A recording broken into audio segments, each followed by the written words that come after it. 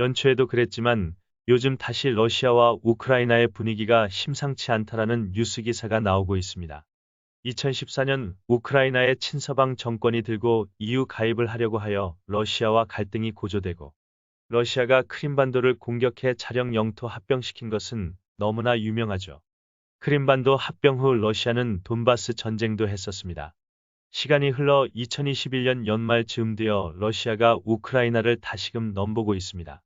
우크라이나 국방정보부장이 대규모 러시아 군인 9만 명이 자국 국경에 와 있다라는 정보와 2022년 1월이나 2월 즈음에 러시아가 침공을 할 것 같다라는 것을 언론을 통해 공개하였습니다. 2021년 초에도 러시아군이 우크라이나 국경 근처에 기지 건설을 한 부분도 있었고 며칠 전 우크라이나에서 러시아의 지원을 받은 칠러 세력의 쿠데타 모의가 적발되었다라는 뉴스가 나왔습니다. 또한 러시아가 우크라이나 바로 위에 칠러 국가인 벨라루스와 우크라이나 접경 지역에 러시아 기갑부대가 배치됐고 수만 명의 예비군까지 동원하면서 벨라루스 연공을 러시아 폭격기들이 초계 활동을 하고 있는 상황이라고 합니다. 만약 러시아가 우크라이나로 침략을 한다면 러시아 국경지대와 크림반도 그리고 칠러인 벨라루스의 국경지대를 통해서 세 방향으로 공격해 올 가능성이 높다고 전문가들은 말합니다. 현재 우크라이나 국방장관이 미국 워싱턴과 북대서양 조약기구 나토를 방문하여 도움을 청한 상황이며 나토가 러시아에게 경고를 하고 우크라이나, 미국, 터키, 루마니아가 합동 해상훈련을 하였으며 영국도 특수부대를 파병하겠다라는 약속을 하였습니다. 그런데 러시아는 왜 우크라이나를 침략하려고 할까요? 우크라이나는 자원이 풍부한 비옥한 땅이기도 하지만 옛 소련의 영토였으며 동부 우크라이나 공업지대는 과거 소련 시절 중화학공업 군수공업의 중요한 축 중 하나였기 때문입니다. 푸틴 대통령은 옛 소련의 영광을 되찾기 위해 많은 노력을 하고 있는 인물로 알려져 있습니다. 또 소련 해체 이후 초창기 우크라이나는 소련의 핵무기들을 고스란히 이어받아 세계 3위의 핵보유국이었지만 미국, 영국, 러시아에 의해 1994년 우크라이나 비핵화 조약인 부다페스트 안전보장 양해각서를 함으로써 우크라이나 독립과 영토 보전을 약속받은 후 미국 주도로 핵미사일과 핵시설 등이 폐기되었고 핵탄두와 ICBM 전부를 러시아로 반출시켰습니다. 하지만 2014년 양해각서를 체결한 러시아에 의해 중요 군사유 중지로 평가받는 크림반도 침략과 합병에 대해 조약에 함께 서명한 미국, 영국 등 서방 국가들은 연합군 파병을 하지 않았고 소극적인 경제 정치적 제재로 끝나고 말았습니다. 크림반도에 대해 조금 더 자세하게 설명드리자면 2013년 11월 21일 빅토르 야누코비치 전 우크라이나 대통령의 칠러 정책에 반대하는 시위 유로마이단으로 인해 칠러 정권이 실각하고 친서방 정권이 수립된 사건과 더불어 이전부터 우크라이나의 경제 위기와 시위에 따른 칠러와 발러의 갈등이 고조되었던 때 러시아는 크림반도의 러시아인을 보호한다는 대의 명분으로 2014년 2월 28일에 조용히 군대 마크를 떼고 소속 불명으로 침공하여 3월 16일 주민투표를 거쳐 3월 21일 채 한 달이 지나지 않아 완전히 합병되었습니다. 물론 미국과 EU가 경제 제재와 지칠 지팔 축출 등 제재를 가하긴 했지만 제3자의 입장에서 멀리서 행하는 경제 조치일 뿐 직접적인 물리적 보호나 제재는 없었습니다. 아마도 그 당시 1994년 조약으로 비핵화시킨 우크라이나에 대한 서방 국가들의 관심은 떠난 것으로 보입니다. 현실에서 돈벌이가 될 것 같으면 사람이 모이고 돈벌이가 안 될 것 같으면 사람이 떠나는 것과 같이 핵을 가지고 있을 때와 안 가지고 있을 때의 대우가 완전히 틀린 것이죠. 2018년 4월 11일 우크라이나 국가안보국방위원회 서기 알렉산드르 투르치노프는 자국 언론과의 인터뷰에서 지금 여러 사건이 일어난 뒤에 우리는 많은 사람의 마음에 들지 않을 수 있는 결론을 내릴 수 있다. 핵무장 포기는 우리의 역사적 실수였다는 것 이라고 주장하며 우리에게 주어졌던 안전보장 약속은 해당 각서의 종이값만도 못하다 면서 현대 세계에서 약자의 견해는 존중되지 않는다. 각자는 자신의 힘에만 의지해야 한다. 고 강조했습니다.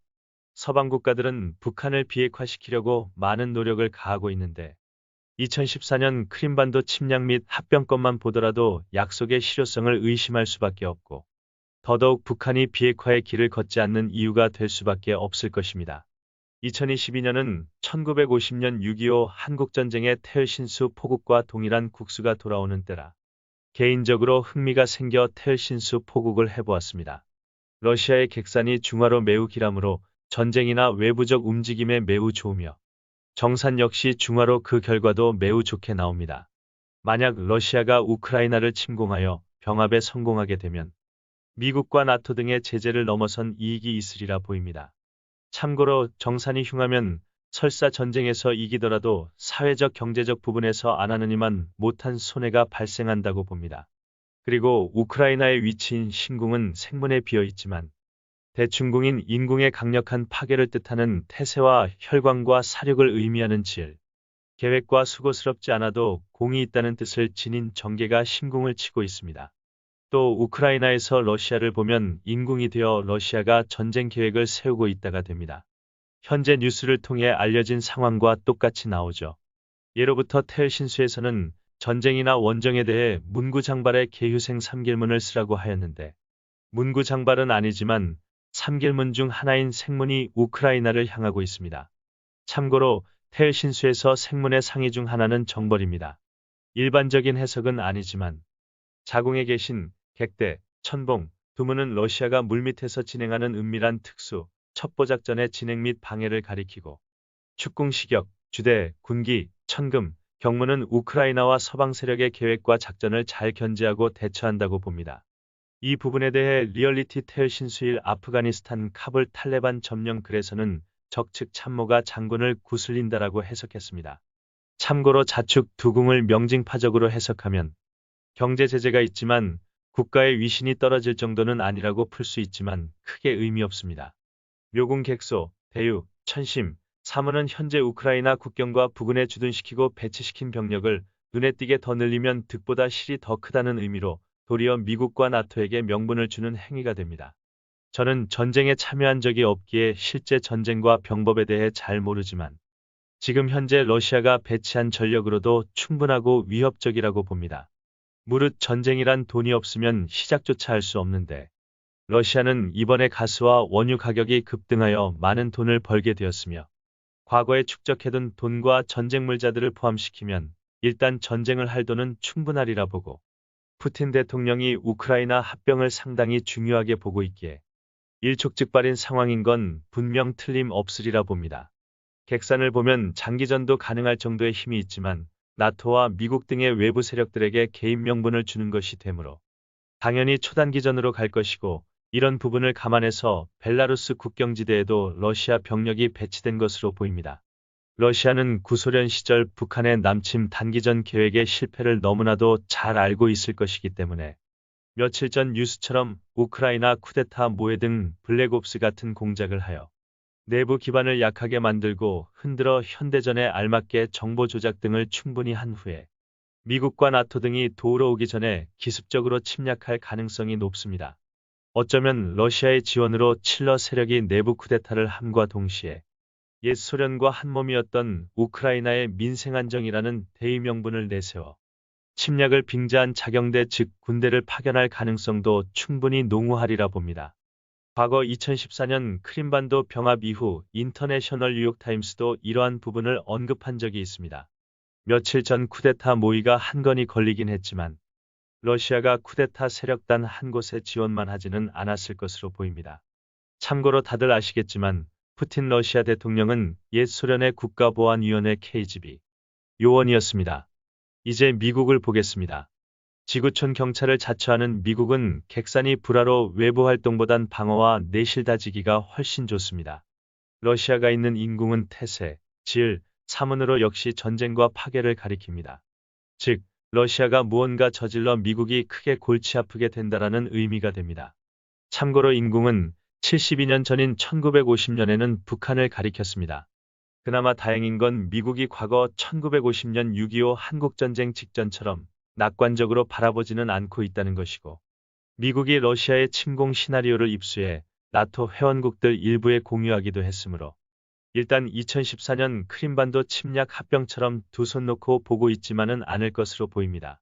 현재 미국의 바이든 대통령이 푸틴을 설득하려 한다는 뉴스가 있는데 푸틴의 마음을 흔들 카드를 정보기관을 통해 바이든이 얼마나 쥐고 있느냐가 관건으로 보입니다. 설사 있다 하더라도 시간 지연이 될 뿐이지 근본적인 부분은 해결되지 않으리라 보고요. 만약 러시아가 우크라이나를 침략한다면 유럽 나라들에서 미국이 얼마나 도와줄까?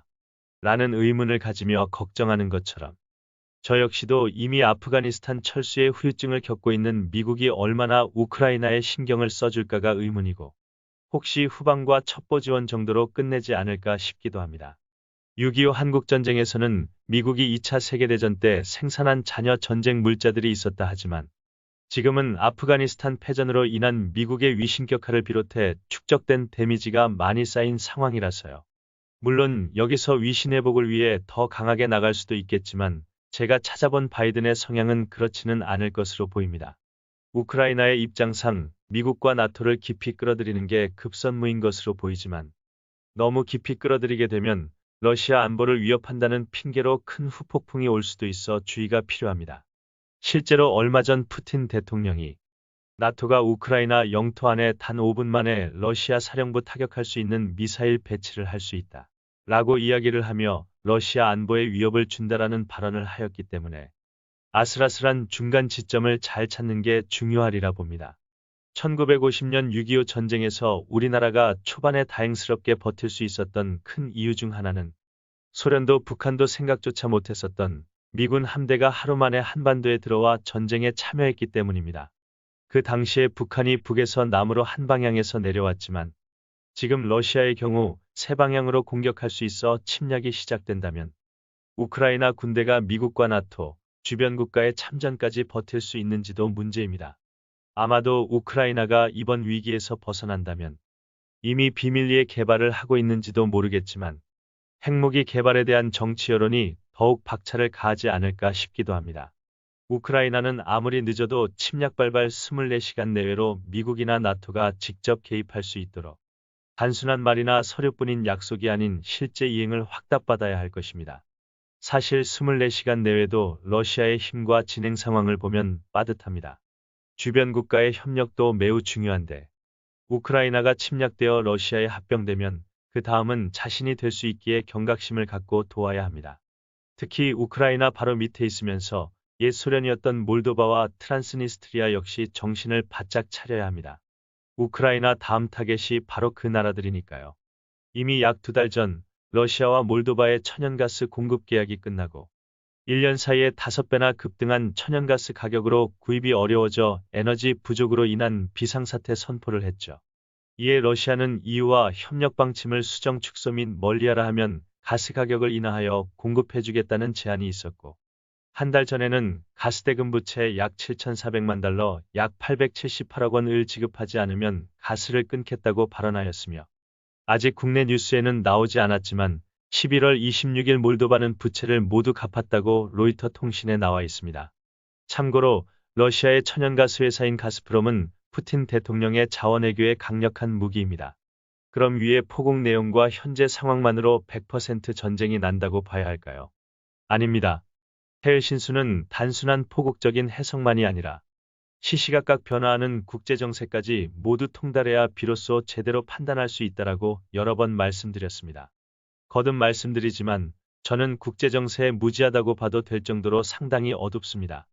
지금도 미국, 나토, 북유럽 나라들에 의해 무수한 변수들이 생길 수 있는 상황이기에 CIA나 국정원 등에서 수집한 수많은 최신 기밀 정보들이 없으면 포국으로 얻은 정보는 반쪽짜리입니다. 그렇기에 태열 신수를 실제 전쟁에서 활용하려면 첩보 수집을 명하고 그 기밀 정보를 취득할 수 있는 재상이나 참모급 이상이 아니면 불가능합니다. 약 3달 전에 올린 리얼리티 태열 신수 1 아프가니스탄 편의 경우 부패로 가득 찬 아프가니스탄과 그에 실망한 미국의 입장이 상당히 많은 언론 자료들을 통해 공개되어 있었기 때문에 아프간 정권 붕괴에 대한 바이든 대통령의 기자회견보다 몇 시간 빨리 제 판단을 공개할 수 있었던 것일 뿐입니다. 이렇게 포국과 실제 상황이 겹쳐야 비로소 정확한 판단을 내릴 수 있는 것이지. 단순하게 포국만 보고 판단을 하려고 한다면 투기와 도박과 같이 큰 피해와 손해를 입을 각오를 해야 됩니다. 왜냐하면 단순한 포국만으로 보면 우리나라가 기란 포국이 오면 미국이나 중국을 공격해 얼마든지 이길 수 있다라고도 볼 수 있거든요. 현실적으로 이게 얼마나 가능성이 있을까요? 미국 기준으로 보다 보면 캐나다와 큰 다툼을 상징하는 별들이 있는 포국도 있는데 실제 해석을 할 때는 미국과 캐나다의 상황을 보고 분쟁의 여지가 있을 만한 것이 없으면 무시해야 합니다.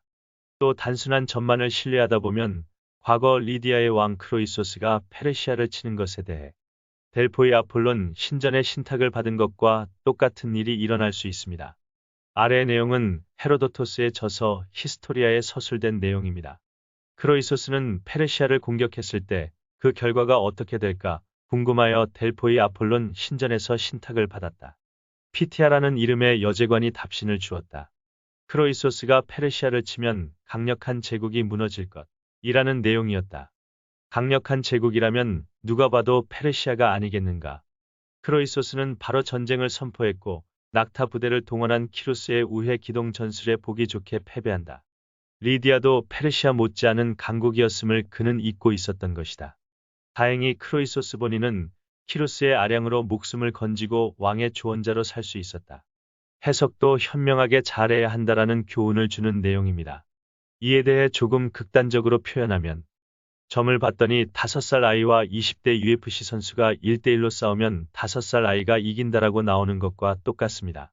만약 이렇게 나온다면 제대로 해석한 건지 자신이 놓치거나 숨겨진 의미는 없는 건지 확인해 봐야겠죠.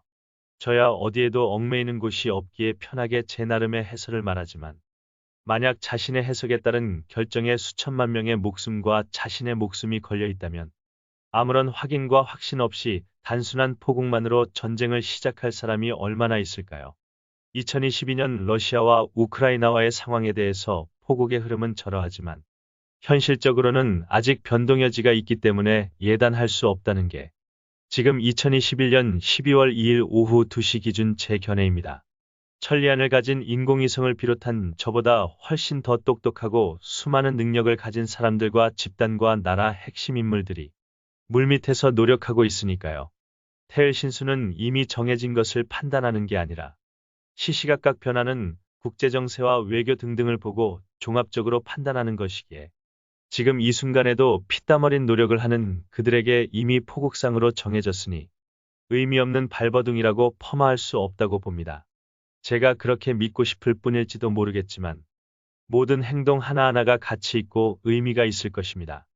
하지만 러시아에게 현실적으로도 태을신수 포국적으로도 상당히 길한 흐름이 온 것은 분명하고 뉴스를 통해 공개된 부분들로 판단하면 아직 우크라이나가 러시아의 침략 대비에 대한 준비가 부족한 것으로 보이므로 미국과 나토를 비롯한 우크라이나 주변 나라들의 탄탄하고 촘촘한 협력과 지속적인 관심이 뒷받침되지 않거나 2014년 크림반도처럼 너무나도 약하게 대응한다면 푸틴의 성향상 침략을 할 가능성이 높다고 봅니다. 사자 호랑이가 사냥을 위해 몇 시간 동안 웅크리고 사냥감을 찾고 최고의 타이밍이 오기 전까지 지켜보고 있듯이 러시아는 크림반도 침략 후 7년이라는 시간을 인내하며 기다리고 있었기에 러시아의 레드라인을 넘지 않고 우크라이나를 지킨다는 건 상당히 어렵고 힘든 일이 될 것으로 보입니다. 수많은 국가들의 관심과 협력 없이는 우크라이나는 바람 앞에 등불인 건 틀림없는 것이죠. 앞으로 어떠한 식으로 상황이 변화되고 진행이 될지 귀추가 주목됩니다. 만약 시청하시고 내용이 마음에 드셨다면 구독과 좋아요를 눌러주세요. 감사합니다.